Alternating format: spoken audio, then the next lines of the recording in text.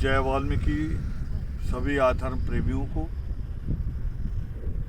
हमेशा की तरह हम लोग वाल्मीकि उपवन पे मौजूद हैं।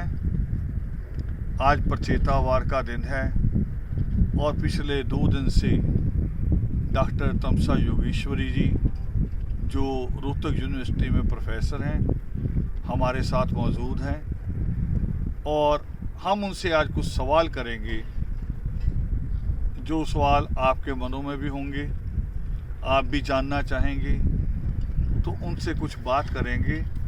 तो डॉक्टर तमसा योगेश्वरी जी, जय वाल्मीकि। हमारा आपसे पहला सवाल है कि आपका यहाँ अचानक आना हुआ, ये आपका अचानक आना क्यों हुआ? सभी को जय वाल्मीकि। मेरी जैसे दिनचर्या बहुत व्यवस्थित रहती है और बिजी रहने के कारण और कॉलेज एग्ज़ाम चलने के कारण, पर मुझे वाल्मीकि उपवन, जैसे मैं हमेशा वीडियोस देखती रहती हूँ साहब जी के, कि कोई ना कोई हर प्रांत से या शहर से आकर अपनी सेवाएं लगातार यहाँ दे रही हैं। तो जैसे ही मुझे कुछ छुट्टियाँ मिली तो मुझे भी लगा कि मुझे वाल्मीकि उपवन पर अपनी सेवाएं देनी चाहिए और उस चीज़ की नींव को बनते हुए देखना चाहिए, जिससे एक समय बाद लोग यहाँ के नाम से दूर दूर से इसे देखने के लिए आएंगे। इसलिए मैं भी यहाँ पर इसी खास मकसद से आई हूँ। जी, हमारा आपसे दूसरा सवाल है कि आप इससे पहले 8 सृष्टि जब योगिमा पर्व हुआ था अमृतसर में, तो 7 सृष्टि के बाद 8 सृष्टि की सुबह जिस तरह से सारे के सारे लोग यहाँ आए थे, उस दिन आप आए थे यहाँ। 8 सृष्टि के बाद आज आप यहाँ कैसे बदलाव देखती हैं? 8 सृष्टि को जब मैं यहाँ आई थी तो हमने वाल्मीकि उपवन का नक्शा देखा था और साथ में परमात्मा का चित्र था और परमात्मा के चित्र के बिल्कुल ठीक पीछे ही बहुत जिस तरीके से वाल्मीकि उपवन का नक्शा बना हुआ है उसके अकॉर्डिंग ही नींवें खुदी हुई थी और थोड़ी थोड़ी चीज़ें ऊपर की तरफ उभरी हुई थी। तो उस वक्त इतना ही रूप देखा था। 8 सृष्टि के बाद आज जब आए हैं तो वो नींवें पूरी भर के दीवारें खड़ी हो चुकी हैं।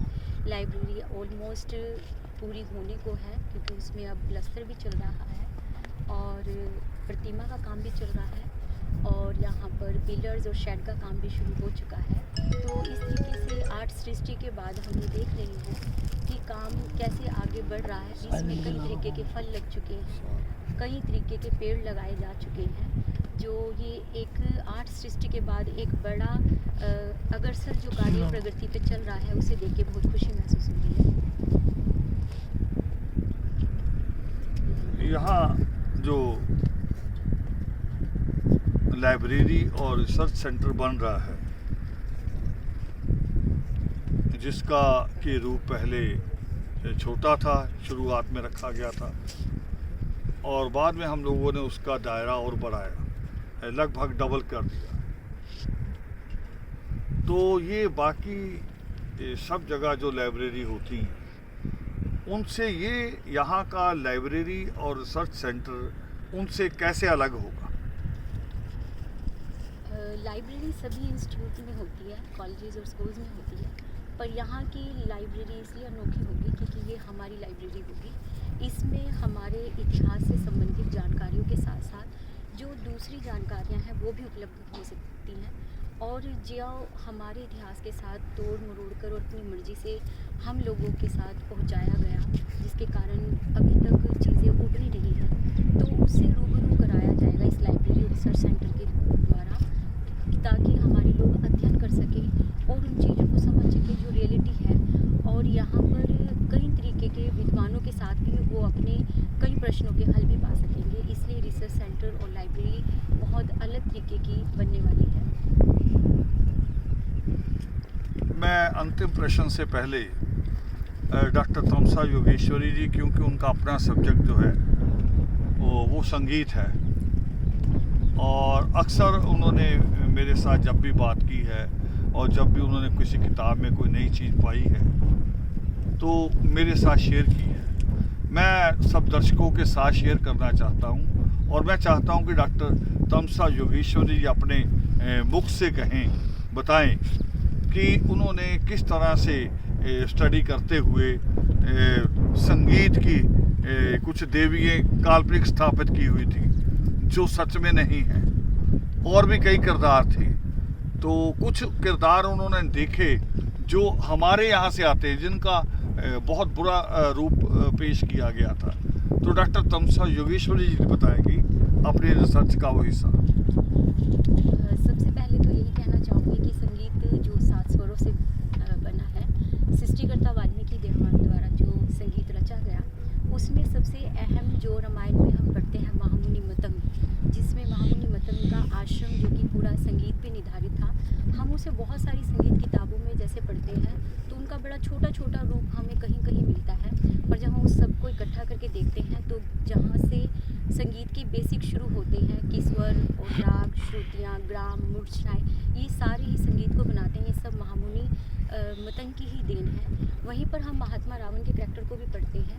महात्मा रावण के करैक्टर में हमें ये सुनने को मिला कि उन्होंने कई तरीके के वाद्यों को ईजाद किया। जैसे आज आप वायलिन देखते हैं तो उस वक्त बेला के नाम से जो जाना जाता था वो महात्मा रावण द्वारा बनाया गया, और इसी कड़ी में उन्होंने रावण सत्रम, रावनी और सारंगी और रावण हत्ता जो आज भी राजस्थान में प्रचलित है, और कई तरीके के वाद्यों का उन्होंने ईजाद किया। और इसके साथ साथ एक बड़ी चीज़ ये है कि हमारे संगीत में ग्राम होते हैं 3, और जितनी संगीत किताबें हम अभी तक पढ़ चुके हैं, कहीं भी हमें ये सुनने को या पढ़ने को नहीं मिला कि किसी को भी 3 ग्राम की समझ रही होगी। पर मैं रेफरेंस के साथ बता रही हूँ कि एक बुक में मुझे ये चीज़ मिल गई कि महात्मा रावण को 3 ग्रामों की नॉलेज थी, जो कि एक बड़ी चीज़ संगीत में मुझे मिली है। इसके अलावा ही हमें माँ शबरी के बारे में भी पता चला, और संगीत में ही मुझे मृदंग के बारे में, जो एक इंस्ट्रूमेंट है जो आज आप इसे छोटा रूप तबले का मान सकते हैं, जो मृदंग है वो भी हमारे व्यक्ति द्वारा ही ईजाद किया गया था।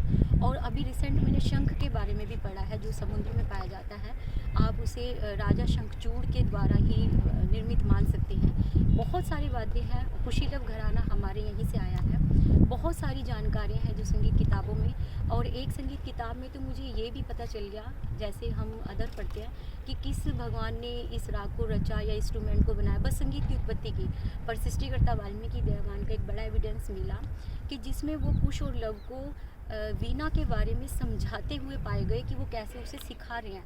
इसका संबंध ये है कि कोई टीचर बैठा है तो इसका मतलब वो ये ना कहे कि संगीत बस बजा लो, नहीं, वो उसको सिखा रहे हैं कि कहाँ से पकड़ा जाएगा, कैसे बजाना है, किस तरीके की आवाज़ निकलेगी। ये सभी एविडेंस हमें संगीत किताबों में मिलते हैं, जो हमारी इसी तरीके की जानकारियाँ अपने रिसर्च सेंटर में और लाइब्रेरी में होंगी, जो कि सभी लोगों तक फैलनी चाहिए।